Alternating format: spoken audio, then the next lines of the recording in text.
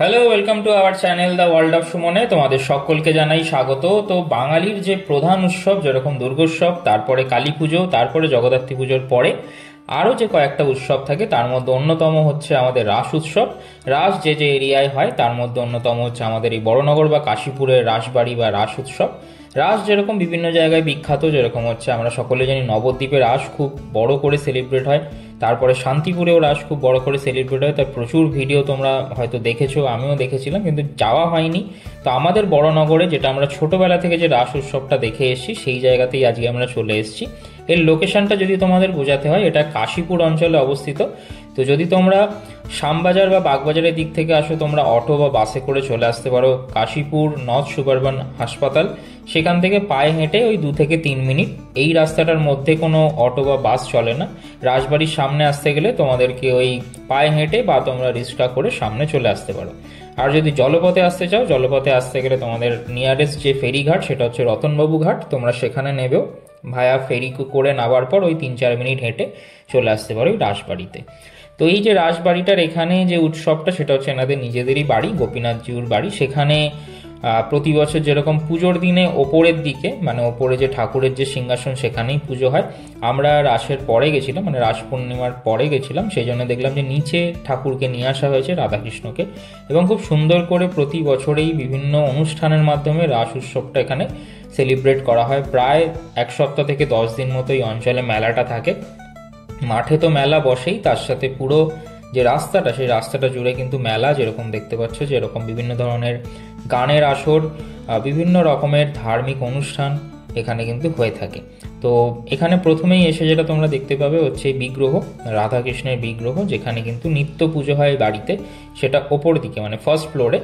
রাস পূর্ণিমার পরে সেটা নিচে চলে আসে এবং আমরা এই দর্শন করে দেখছি যে এখানে এখন একটি গানের উৎসব হচ্ছে বা গানের আয়োজন হচ্ছে, সেটা সকলে মিলে উপভোগ করছে। সামনে এরকম চেয়ার পাতা রয়েছে, চেয়ারে বসেও তোমরা এনজয় করতে পারো।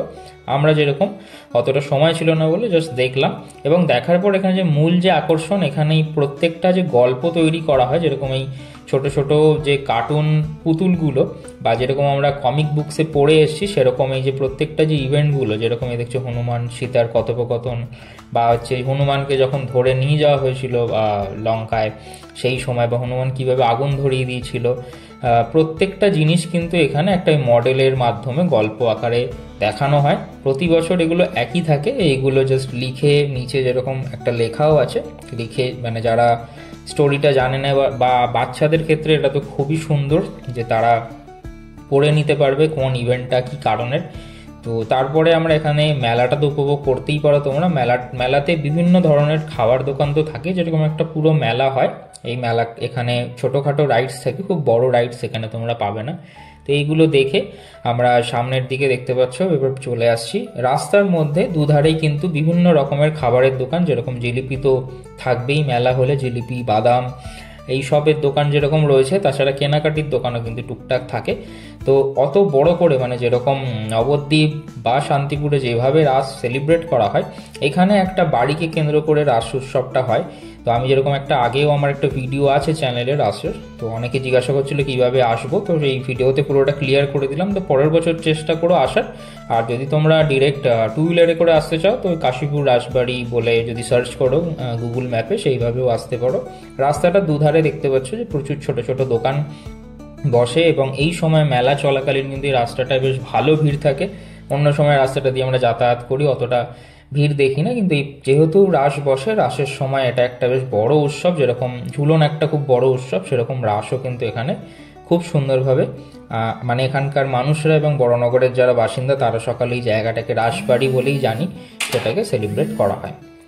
এবং তারপরেই আমরা এখন অন্য আর একটা উৎসবের কথা, অন্য আর একটা উৎসব তুলে ধরবো, যেটা হচ্ছে কলকাতা ইন্টারন্যাশনাল ফিল্ম ফেস্টিভ্যাল। যেই উৎসবটা হচ্ছে কলকাতার মানুষদের কাছে এটা খুব গর্বের বিষয়, যেটা নন্দন না, এর সাথে আরও অন্যান্য যে হলগুলো সেখানেও হয়, যার মোটামুটি বলা যেতে পারে প্রাণকেন্দ্র হচ্ছে নন্দন, রবীন্দ্র সদন। তো এটা দেখতে পাচ্ছ একতারা মঞ্চ, যেখানে আমরা আগের রোববার গেছিলাম। সব ফেস্টিভ্যালের শেষে কিন্তু থাকে এই ফিল্ম ফেস্টিভ্যাল। তো এখানে দেখতে পাচ্ছ প্রচুর ভিড় একতারা মঞ্চ। এখানে এই যে 1 সপ্তাহ ধরে যে ফেস্টিভ্যালটা চলে, বিভিন্ন শিল্পীরা আসে, গান বাজনা করেন এবং খুব সুন্দর করে সেজে ওঠে নন্দন। ফেস্টিভ্যালে কারা কারা গেছিলে কমেন্ট করে জানিও। 2 বছর ফেস্টিভ্যাল আমার সিনেমা ছিল। ভিডিওটা কেমন হলো জানাও। Thank you.